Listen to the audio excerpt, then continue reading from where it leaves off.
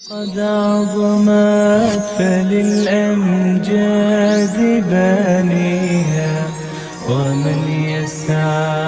إلى العليا نحمده ونصلي ونسلم علی رسولہ الکریم اما بعد بسم اللہ الرحمن الرحیم۔ ناظرین کرام، آج 13 رمضان المبارک ہے،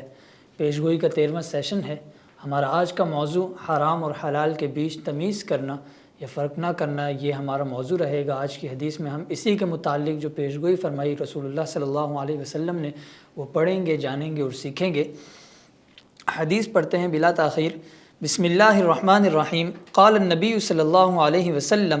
یأتی علی الناس زمان لا یبالی المرء ما اخذ منہ امن الحلال ام من الحرام۔ بخاری شریف کی صحیح حدیث ہے، راوی اس کے ابو ہریرہ رضی اللہ تعالی عنہ ہے۔ ترجمہ کرتے ہیں، فرمایا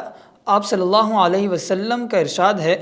لوگوں پر ایسا وقت بھی آئے گا جب انسان کو پرواہ نہیں ہوگی کہ اس نے حرام کمایا ہے یا حلال کمایا ہے۔ دیکھیں ناظرین کرام، اللہ رب العزت نے اس کائنات میں ہر چیز انسان کے لیے بنائی ہے۔ یہ چرند پرند، یہ ہوائیں فضائیں، ہر چیز انسان کے نفع کے لیے ہے، انسان کو راحت بخشنے کے لیے۔ پھر انسان سے فرمایا کہ اب کماؤ، محنت کرو اور کھاؤ، کلوا واشربوا ولا تسرفوا، کھاؤ پیو لیکن اسراف مت کرو۔ رسول اللہ صلی اللہ علیہ وسلم نے تو ایک مسلمان کے لیے محنت کر کے کمانا، اپنے بیوی بچوں کا، اہل و عیال کا پیٹ پالنا، ان کی ضروریات کو پورا کرنا، محنت کر کے کما کر، یہ بھی عبادت قرار دیا۔ بلکہ ایک مرتبہ کا ذکر ہے کہ ایک میدان جنگ میں فتح حاصل کرنے کے بعد میدان جنگ کا معائنہ فرما رہے تھے رسول اللہ صلی اللہ علیہ وسلم، تو وہاں پر آپ صلی اللہ علیہ وسلم کو ایک ہاتھ، کٹا ہوا ہاتھ تھا، وہ دکھائی دیا۔ آپ صلی اللہ علیہ وسلم نے اٹھا کر اسے چوم لیا۔ پاس کھڑے صحابی نے سوال کیا، یا رسول اللہ، یہ ہاتھ کسی یہودی کا، کسی مشرک کا، دشمن کا بھی تو ہو سکتا تھا، آپ نے اسے چوم لیا۔ رسول اللہ صلی اللہ علیہ وسلم نے فرمایا کہ نہیں، مسلمان اور یہودی ہونے کی وجہ سے، مشرک ہونے کی وجہ سے نہیں چوما، بلکہ اس ہاتھ کو دیکھو، اس کے اوپر چھالے اور پھوڑے بتا رہے ہیں کہ یہ کسی محنتی انسان کا ہاتھ ہے، اور محنتی انسان کا ہاتھ ہونے کی وجہ سے میں نے یہ ہاتھ اٹھا کر چوم لیا، پھر چاہے یہ مسلمان کا ہو یا یہودی کا ہو۔ اصل بات یہ ہے کہ یہ ہاتھ ایک محنتی انسان کا ہے۔ تو اس سے معلوم یہ ہوتا ہے کہ رسول اللہ صلی اللہ علیہ وسلم محنت کرنے والے انسان سے کس قدر محبت کرتے ہیں، اور فرمایا کہ کسب حلال مسلمان کے لیے عبادت ہے، جیسا کما سکتا ہے، جتنا کما سکتا ہے کمائے، لیکن ہاں اللہ رب العزت نے کچھ باؤنڈری لائن بنائی ہے۔ قرآن پاک میں فرمایا یا ایھا الذین کلوا مما فی الارض حلالا طیبا، کہ زمین میں جو پاکیزہ اور حلال رزق ہے وہ کھاؤ۔ کچھ باؤنڈری لائنز بنائی ہیں، کچھ حدود مقرر کی ہیں، ان سے تجاوز نہیں کرنا، ان لائنز کو کراس نہیں کرنا، کسی کا مال چوری کر کے نہیں کھانا، ڈاکہ ڈال کر نہیں کھانا، مظلوم کا مال ہتھیا کر نہیں کھانا، یتیموں اور مسکینوں کا مال نہیں ہتھیانا، دھوکہ دہی کر کے، جھوٹ فریب سے مال نہیں کمانا، ناپ تول میں کمی کر کے نہیں کھانا، سود نہیں کھانا، لوگوں کو فحاشی میں، عریانی میں، گمراہی میں مبتلا کر کے، یعنی شراب بیچ کر، یا پھر جو آج ہمارے ملک میں ایک بہت بڑی انڈسٹری بن گئی ہے، بلکہ پوری دنیا میں ہر ملک کی ایک انڈسٹری ہے، وہ فلموں اور ڈراموں کی انڈسٹری ہے، فلم انڈسٹری۔ لاکھوں افراد اس انڈسٹری کے ساتھ منسلک ہیں، اس کے ساتھ ان کا روزگار وابستہ ہے، وہ کما رہے ہیں، لیکن آج تک کیا کبھی کسی نے سوچا کہ رزق جو میں اس انڈسٹری سے کما رہا ہوں یہ میرے لیے حلال بھی ہے یا حرام ہے؟ اس بارے میں کبھی کسی نے نہیں سوچا ہوگا۔ اور یہی اللہ رب العزت کی بنائی ہوئی حدود ہیں، انہی کی بنائی ہوئی باؤنڈری لائنز ہیں، جنہیں کراس کرنے کا ہمیں نہیں کہا گیا، کراس کرنے سے منع فرمایا۔ اللہ رب العزت نے قرآن پاک میں ارشاد فرمایا یا ایھا الذین کلوا مما فی الارض حلالا طیبا، کہ اس زمین میں جو حلال ہے اور پاکیزہ رزق ہے وہ کھاؤ، ولا تتبعوا خطوات الشیطان، لیکن شیطان کی پیروی مت کرو، شیطان آپ کو اکسائے گا، ابھارے گا حرام کی طرف جانے پہ، حرام کھانے پر، حدود سے تجاوز کرنے پر، باؤنڈری لائن کراس کرنے پر، اس کی پیروی نہیں کرنی۔ انہ لکم عدو مبین، کیونکہ وہ تمہارا کھلا دشمن ہے۔ اس لیے رسول اللہ صلی اللہ علیہ وسلم نے پیشگوئی فرمائی تھی کہ ایک وقت آئے گا جب انسان کو پتہ ہی نہیں ہوگا کہ وہ حرام کھا رہا ہے یا حلال کھا رہا ہے، وہ فرق نہیں کرے گا، تحقیق نہیں کرے گا، جاننے کی زحمت نہیں کرے گا کہ یار جو مال میرے گھر پر آیا ہے، جو لقمہ میرے پیٹ کے اندر گیا ہے، وہ حلال تھا یا حرام تھا، اور یہ قیامت سے پہلے قیامت کی ایک نشانی ہوگی۔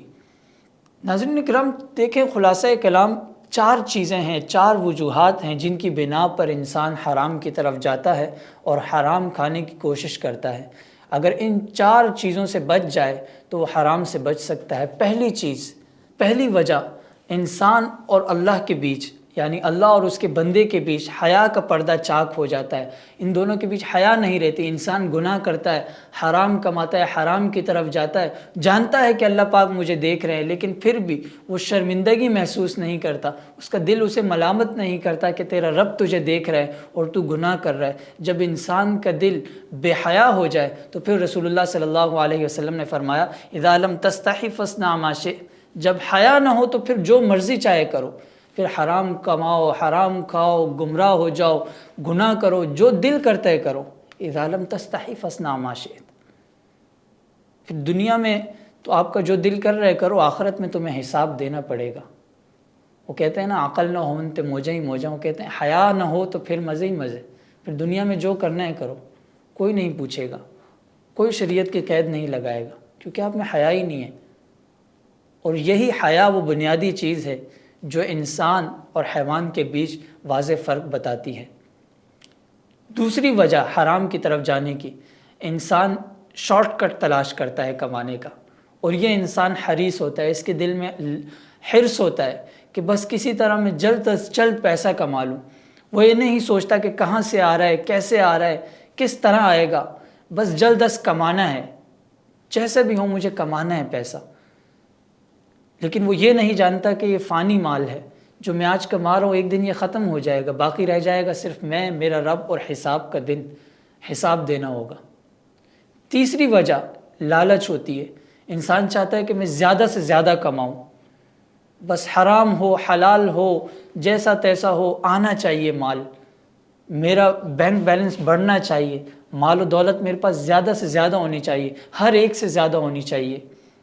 اور یاد رکھیں حریص آدمی جو شارٹ کٹ تلاش کرتا ہے، اس میں زندگی پر ایک دن ایسا ضرور آتا ہے اس کے لیے جب وہ تھک جاتا ہے، مایوس ہو جاتا ہے اور ڈپریسڈ ہو کر بیٹھ جاتا ہے۔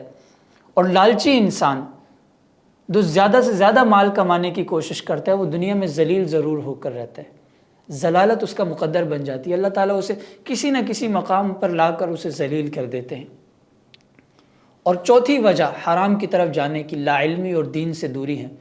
اور یہی سب سے بڑی وجہ ہے۔ بہت سے لوگوں کو یہ معلوم نہیں ہوتا کہ میرا جو روزگار ہے، میرا بزنس ہے، میری انڈسٹری ہے، کمپنی ہے، یا میں جو کام کر رہا ہوں، جو سروسز پرووائڈ کر رہا ہوں، ان سے جو مجھے انکم آ رہی ہے یہ حلال ہے یا حرام ہے۔ دین سے دوری ہوتی ہے، انہیں معلوم نہیں ہوتا، وہ خود ہی ایک چیز کو حلال قرار دیتے ہیں اور خود ہی ایک چیز کو اپنے لیے حرام قرار دیتے ہیں۔ اللہ پاک نے قرآن میں فرمایا قُلْ أَرَأَيْتُمْ مَا أَنزَلَ اللَّهُ لَكُم مِّن رِّزْقٍ فَجَعَلْتُم مِّنْهُ حَرَامًا وَحَلَالًا، کہ جو رزق ہم نے تمہارے لیے اتارا اس میں تو تم حرام کو حلال کر دیتے ہو، حلال کو حرام کر دیتے ہو۔ قُلْ اللَّهُ أَذِنَ لَكُمْ أَمْ عَلَى اللَّهِ تَفْتَرُونَ، کیا رب نے تمہیں اس چیز کی اجازت دی ہے یا تم خود ہی اللہ پاک سے جو ہے یہ جھوٹ گڑھ لیتے ہو کہ نہیں میں تو لوگوں کو انٹرٹین کر رہا ہوں، میں تو اپنی سروسز پرووائڈ کر رہا ہوں، میرا ایکٹنگ کرنا، میرا سنگنگ کرنا، یہ سب چیزیں تو ایک ہارڈ ورکنگ ہیں، ٹیلنٹ ہے، میں اپنے ٹیلنٹ کی بنیاد پر پیسہ کما رہا ہوں۔ یہ سب چیزیں نہیں دیکھی جائیں گی۔ اللہ رب العزت نے جو باؤنڈری بنائی ہے، آپ کی محنت نہیں دیکھی جائے گی، آپ صحیح جگہ محنت کر رہے ہیں، غلط جگہ محنت کر رہے ہیں، یہ دیکھا جائے گا۔ تو بہت سے لوگوں کو اس بات کا علم نہیں ہوتا کہ میں جو کما رہا ہوں، جس ذریعے سے مجھے آمدن آ رہی ہے، وہ حلال کا ذریعہ ہے یا حرام کا ذریعہ۔ اس کے لیے ہمیں علماء کرام سے رجوع کرنا چاہیے، مفتیان کرام کے پاس جانا چاہیے اور ان سے جا کر پوچھنا چاہیے کہ میری کمائی حلال ہے یا حرام ہے، یہ میرا کمپنی کا کرائٹیریا ہے، یہ میری انڈسٹری ہے، یہاں میں کام کرتا ہوں، اس سے مجھے اس طرح سے انکم آتی ہے اور یہ میرے ذرائع آمدن ہے، کیا یہ میرے لیے حلال ہے یا حرام ہے؟ ہمیں جانا چاہیے مفتیان کرام کے پاس، کیونکہ جو لقمہ ہمارے اندر جا رہا ہے، حرام کا لقمہ ہمارے اندر جا رہا ہے، اس کے 5 بہت بڑے نقصانات بھی ہیں۔ ان نقصانات سے بچنے کے لیے ہمیں حرام رزق سے بچنا ہے، اور وہ 5 نقصانات کیا ہیں؟ پہلا نقصان حرام کھانے کا، انسان کا دل سیاہ ہو جاتا ہے، اس کے دل میں رحم دلی اور نرم دلی کا مادہ، بڑوں کا احترام، چھوٹوں پر شفقت، یہ تمام چیزیں اس کے دل سے نکل جاتی ہیں، اس کا دل کالا ہو جاتا ہے، سیاہ ہو جاتا ہے، پھر وہ گناہ پر گناہ کیے چلا جاتا ہے۔ حرام کھانے کی دوسری وجہ، حرام کھانے والی کی عمر کم ہو جاتی ہے اور اس کے رزق میں برکت نہیں رہتی، وہ زیادہ سے زیادہ خرچ کرتا ہے، لیکن پھر بھی اس کی لالچ اور اس کی حرص ختم نہیں ہوتی، اس کی ضروریات پوری نہیں ہوتی، وہ ہمیشہ پریشان رہتا ہے، وہ جتنا بھی کما لے وہ پریشان رہتا ہے، اس کی ضروریات، اس کی حاجات پوری نہیں ہو رہی ہوتی۔ تیسرا نقصان حرام کھانے کا، حرام کھانے والے کی دعائیں قبول نہیں ہوتی۔ یہاں سے حرام کا لقمہ اندر گیا، وہاں دعاؤں کا دروازہ بند ہو گیا۔ الا یہ کہ اللہ پاک غفور الرحیم ہیں، ان کی رحمت سے ہمیں مایوس نہیں ہونا چاہیے، وہ جب کسی کو معاف کرنے پہ آئے تو کر بھی دیتا ہے۔ چوتھا نقصان حرام کھانے کا، انسان کی عبادات قبول نہیں ہوتی۔ وہ جتنے بھی نیک اعمال کر لے، خیرات کرے، زکوٰۃ کرے، فلاحی اداروں میں جا کر فنڈ دے، نمازیں پڑھے، عبادات کرے، لیکن حرام کا لقمہ پیٹ میں چلا گیا، پھر یہ تمام عبادات، یہ سارے نیک کام فالتو ہیں، یہ قبول نہیں ہوں گے۔ دنیا کی حد تک تو ٹھیک ہے، لیکن اللہ کی بارگاہ میں یہ سب چیزیں قبول نہیں ہوں گی جب پیٹ میں حرام کا لقمہ ہے۔ اور پانچواں نقصان حرام کھانے والے کا، دنیا میں اللہ کا عذاب اور آخرت میں جہنم کی آگ اس کا مقدر بن جاتی ہے۔ اور یہ چیزیں تو اٹل ہیں، دو چیزیں حرام کھانے والے کے لیے، دنیا میں بھی وہ ذلیل ہوتا ہے، یہاں بھی اللہ تعالیٰ اسے جو ہے عذاب میں مبتلا کر دیتے ہیں کسی نہ کسی طرح سے، اسے معلوم بھی نہیں ہوتا، اور آخرت میں جہنم کی آگ اس کے لیے مقدر بن جاتی ہے اس کا۔ تو میرے دوستوں، بھائیوں، بزرگوں، خواتین و حضرات، ہمیں اللہ رب العزت سے دعا کرنی چاہیے کہ وہ ہمیں حرام رزق سے، حرام کی طرف جانے والے اسباب سے اور حرام کھانے کے نقصانات سے محفوظ رکھے۔ جو رزق کھلائے، کم کھلائے، زیادہ کھلائے، اپنے پاکیزہ اور حلال رزق میں سے کھلائے، تاکہ ہمارے عبادات بھی قبول ہوں، ہماری دعائیں بھی قبول ہوں، اور سب سے بڑی بات، ہمارے اور اللہ کے بیچ حیا کا اور شرم کا جو پردہ ہے وہ باقی رہے۔ لہٰذا آج کی محفل یہاں ختم کرتے ہیں، کل ملیں گے اگلی پیشگوئی کے ساتھ، اگلی حدیث کے ساتھ۔ سبحانک اللہم و بحمدک، اشہد ان لا الہ الا اللہ و اشہد ان محمدا عبدہ و رسولہ۔